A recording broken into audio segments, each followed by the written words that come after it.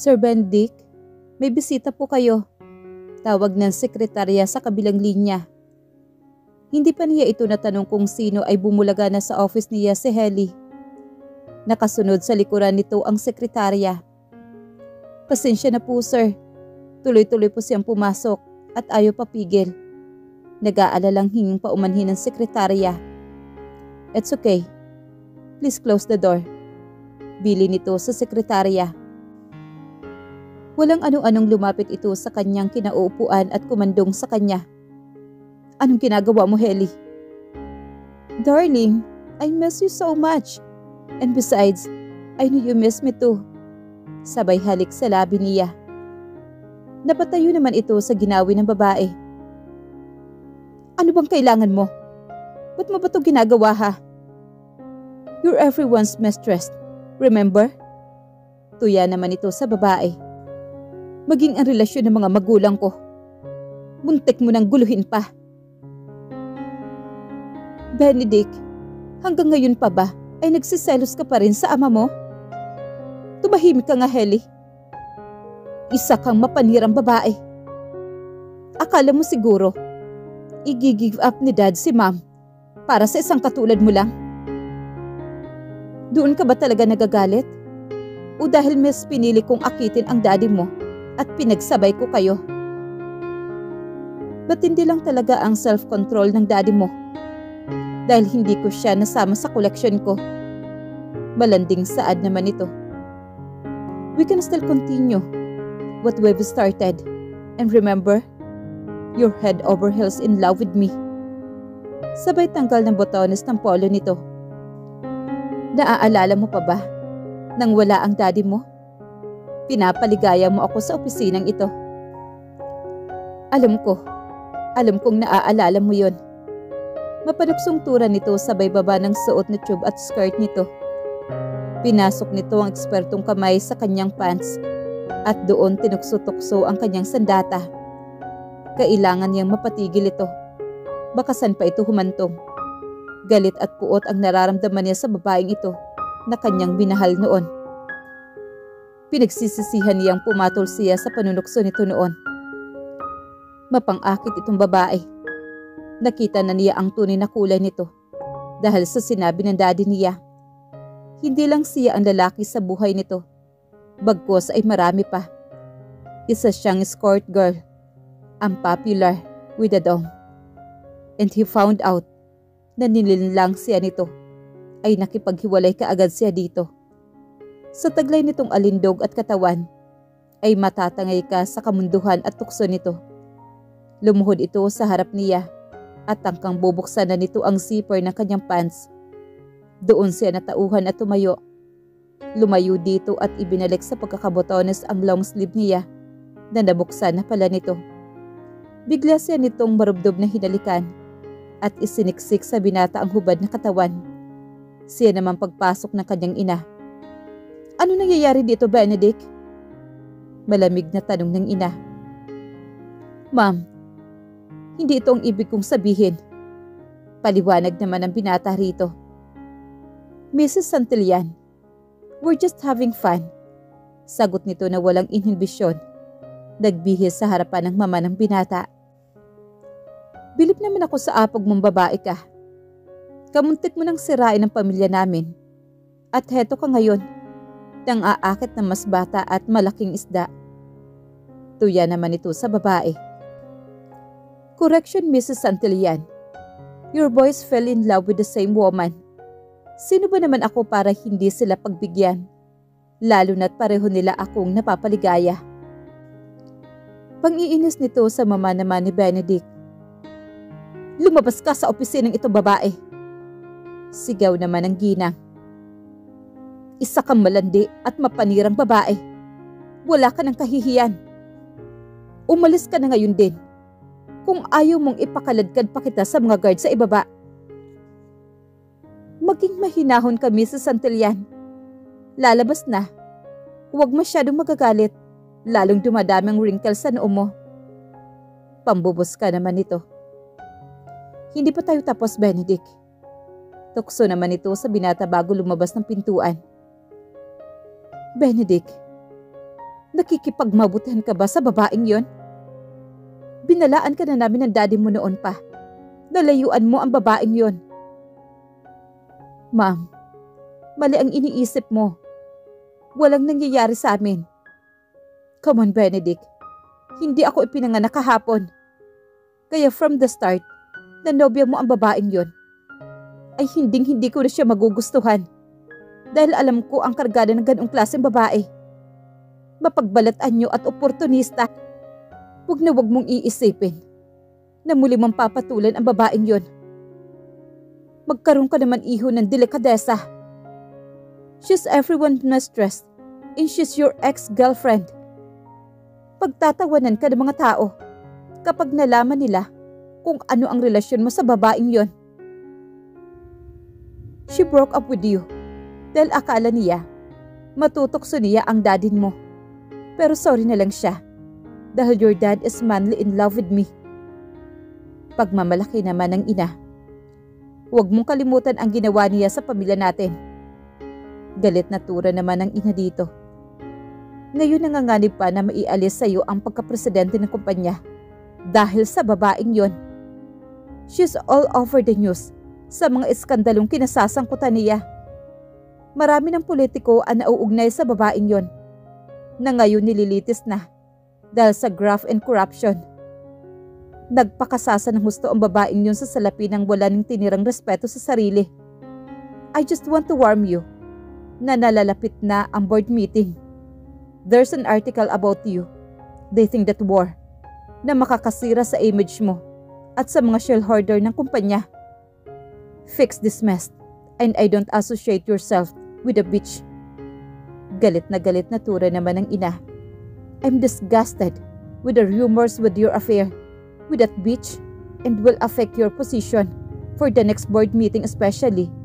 They know that bitch is well-known mistress of everyone. Ma'am, maniwala ka. Walang kaming kahit na anong relasyon. Hindi ko alam, iho. Iba ang nakikita ko sa ginagawa ninyo. Galit na sagot naman ng kanyang ina. Pinapayapa muna ang kalooban ng ina bago kausapin. Mukhang na high blood ito kay Helly. By the way, ma'am, bakit po pala kayo napasugod ng walang pasabi? Tanong naman ng binata dito. I talked to Attorney Morales, iho. Nakikiusap ako sa iyo na itigil mo muna ang demanda kay Tito Arturo mo. Paimbestigahan mo muna bago mo idaan sa demanda. Bigyan mo siya ng pagkakataon. Something is off, iho. Kaya ipagpaliban mo muna ang demanda, lalo na't kakalabas lang niya ng hospital. Binisita ko siya last time. Nagpapagaling pa siya at hindi pa ganoon ka-stable ang kondisyon niya. Ma'am, pati ba naman kayo ay napapaikot sa palad ng traidor na yon? Iho, magdahan-dahan ka sa sinasabi mo. Wala ka pang valid proof na siya nga ang nagdispalko ng funds ng kumpanya. Hayaan mong gawin ng mga investigador ang trabaho nila para malaman natin kung ano ang totoo. Ma'am, itigil nyo na to. My decision is final and no one can influence me with it. Pagmamatigas naman ni Benedict. You're too harsh and abrupt. Sana lang wala kang pagsisihan sa huli. Ma'am, I heard that many times. Whatever my decision, I'll take charge of it. Magpapaalam na ako, iho. Bisitahin mo na lang ako kapag may pagkakataon ka. Okay, ma'am. See you soon. Hey, Ben. What's with the face? Mukhang haggard na haggard ka dyan, ah. Puna naman ang kaibigan niyang si Mateo. Ito ay matalik niyang kaibigan. He's a private person. Si Mateo lamang ang napapagsabihan niya ng minsang kanyang mga problema. It is something to do with Mr. Santillan? Yes, it is. My mom and dad's friends supporting that bastard. You have all the evidence and until now, we're looking for a solid one na magdidiin sa kanya sa korte. I know, if dad is alive, he will do the same to that bastard. Paano pala, Ben, kung mali ang source mo at wala talaga siyang dinispal kong pera? That's impossible, Math. truth will prevail. Kahit isang sentimos na kinuha niya sa kumpanya, ay babayaran niya at damay ang anak niya dito. Hindi parang sobra naman yon kung isasali mo pa ang kanyang anak. Talagang involved siya dito, Matt. With her status in business, nakakasiguro akong siya ang tumanggap sa mga perang na ilander ng kanyang ama. Sigurado ka ba dito, Benedict? Mabigat ang paratang na yan. Kailangan mong makasigurado. Sigurado ako, Matt, na ang anak niya ay napaka-spoiled brat. In that case, Ben, you need to plan your move accordingly and make sure all your tips and evidence are confirmed. Definitely, Matt. Mabait akong kaibigan. Pero masama akong kalaban. May puot na sambit niya patungkol sa mag-ama. Nanginginig ang kamay ni Diana habang hawak ang dokumentong kababasa pa lang niya. Nanghina ang tuhod niya sa demand letter ng ama. Iyon ang pangalawang demand letter nito na nanggaling mula kay Benedict. Saan siya kukuha ng 50 milyon na pambayad ayon sa hinihinging kabayaran sa dinaspal kung umanong company funds ng kumpanya nito? Napakawalang puso ng Benedict Sandoval na iyon. Nakiusap na si Atty. Morales sa lalaki at humingi na rin ito ng tulong sa ina nito. Pero hindi nito pinagpaliban ang demanda. Ang hinihingi lamang nito ay kaunti pang panahon habang nagre-recover pa ang ama. Kamakailan lang niya nalaman na na-diagnose din pala ang ama ng depresyon. Ayon sa record nito sa ospital na itinatago nito sa kanya ng 1 taon. Gusto niyang makilala ang aroganteng lalaking yon. Kailangan niyang makipag-ayos dito. Susubukan niya na makipag-ayos dito. Kung sana sa totoo lang talagang dinaspal ko nga ng ama niya ang pera, ay pakikiusapan niya ito. Nahuhulog-hulugan iyon sa abot ng kanyang makakaya. Pero ang ipinaglalaban niya dito ay ang katotohanan at ang nadungisang pangalan ng kanyang ama. Hindi siya titigil hanggat hindi niya nakakamit iyon. Nakipag-contact na rin siya sa kanyang mga kaibigan na nagtatrabaho sa kumpanya na lalaki na siya palang bagong sekretarya ni Benedict. Naging matalik silang magkaibigan nito at agad niya itong nakapagpalagayan ng loob. Mabait ito at loyal. Kahit nung nasa Canada siya, ay di naputol ang komunikasyon nila. Heto kasi ang dating sekretarya ng ama at ngayon ay nalipat daw ito sa President Office pagka-resign ng kanyang ama. Sisiguraduhin niyang alam niya ang buong schedule ng Benedict na iyon. Maghapon para doon siya kukuha ng tiempo para makausap ito. Batay kasi sa kaibigan ay istrikto ito at hindi kung sino-sino lang ang pinapayagang makausap at maka-appointment nito. Pagpasok niya sa building ng kumpanya ng dating pinagtatrabahoan ng ama, ay parang nagbalik ang mga alaala na noong nag-aaral siya, ay madalas na dito niya hinihintay ang ama at sabay silang uuwi ng bahay. Dito rin siya nagsa-summer job pag bakasyon nila sa eskwela. Sa office ng Tito Manuel na kaibigang matalik ng ama, doon siya nagsa-summer job. Samantalang ang asungot nitong anak ay sa ibang bansa naninirahan noon. Ito ang namayapang may-ari ng kumpanya na pinalitan ng kaisa-isang anak nito. Napakabait nito sa kanilang mag-ama, kaya bigla niya itong namiss bigla. Kabaliktaran ito ng anak batay sa mga impormasyong nakukuha niya patungkol dito.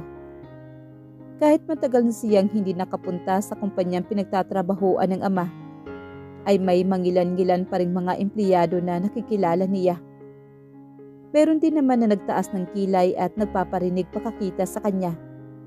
Kesyo wala na daw ba siyang hiya at makapal ang apog dahil nagpakita pa siya sa kumpanya pagkatapos ng iskandalong kinasasangkutan ng ama. Ang alam niya ay confidential iyon at ngayon ay mukhang alam na iyon ng mga empleyado. It's unfair na wala pa silang napapatunayan ay pinagkakalat na nila ang kasiraan ng ama. Lalo siyang nangangalaiti sa Benedict na iyon. Ayaw niyang panghinaan ng loob sa mga sinasabi ng mga ito. Kaya patuloy siya sa paglalakad patungo sa elevator.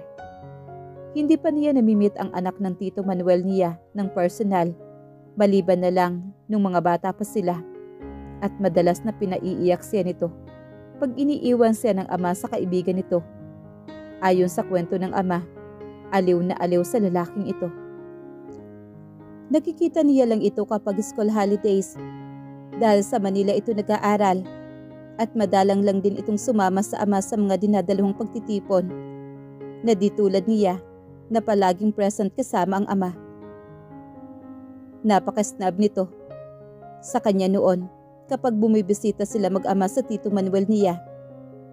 Naputol ang pag-iisip niya nang tumigil na ang elevator kung saan palapag ang opisina nito. Agad niya itong natukoy dahil nakita niya sa may glass window ang kaibigan. Lumabas ito at sinalubong siya. Iginaya siya nito sa lugar na medyo malayo sa opisina ng amo. Baka marinig sila. "Hello Diana, ikaw na ba yan? Lalo kang gumanda sa Canada. Nagagalak ako makita ka ulit." Sabay yakap ng kaibigan sa kanya. "Thanks friend, ikaw din naman. At hiyang na hiyang mo ang pagiging sekretarya ni Mr. Sandoval." Biro naman niya dito. "Thanks Diana, nasanay na ako sa kanya. Alam ko kung kailan wala sa mood. Kaya ang importante ay timing." "Mabuti kung ganoon friend. Heto pa lang pasalubong mo. Dalawin sana kita sa inyo pero sabi ni Manang, lumipat ka na daw ng tirahan at nakabukod ka na." "Oo Diana, mas malapit kasi ang bagong nilipatan ko sa trabaho at lingguhan na lang kung umuwi para makasave na rin." "Hindi ka pa rin nagbabago. Ikaw pa rin si Miss Practical." Aniya naman sa kaibigan. "Good luck friend. Mukhang mainit ang ulo kanina ni Bossing. Kaya medyo tiyempuhan mo na lang ang mood niya." "Siguradong kahit anong gawin ko, pag nalaman niya ang sadya ko, lalong mawawala yun sa mood. Hinay-hinay ka lang friend. Baka ipadampot ka sa mga guard." Birong banta naman ang kaibigan sa kanya. "Okay friend, tawagan ko siya then. Ituloy mo na lang ang plano para siguradong makakausap mo siya." Nag-thumbs up pa siya dito. "Sir, may visitor po kayo sa labas. Importante daw po ang sadya at kailangan daw po niya kayong personal na makausap." "Marla, I don't expect anyone. Today or pakisabi na lang na."